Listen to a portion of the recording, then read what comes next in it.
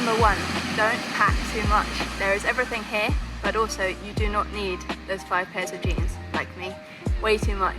I know we're packing all 4 seasons, but actually you just need the basics. Number 2, we invested in some packing cubes, which are really, really useful because it makes sure you use up all of the space in your backpack, and then if you are decanting and taking the smaller bag somewhere else, it makes it really easy to put everything together. Number 3, bring an extension lead. Not only does it mean you can charge multiple things at once, but it means you don't need so many plug adapters. Number 4, make sure you invest in a good carry-on bag.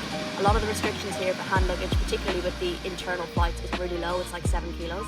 So having a good bag to pack lots in is definitely worth it. Number 5, make sure you time your sleep depending on when you arrive. If you arrive early in the morning, sleep in the second half of the plane, it will do wonders for you as you get into Sydney.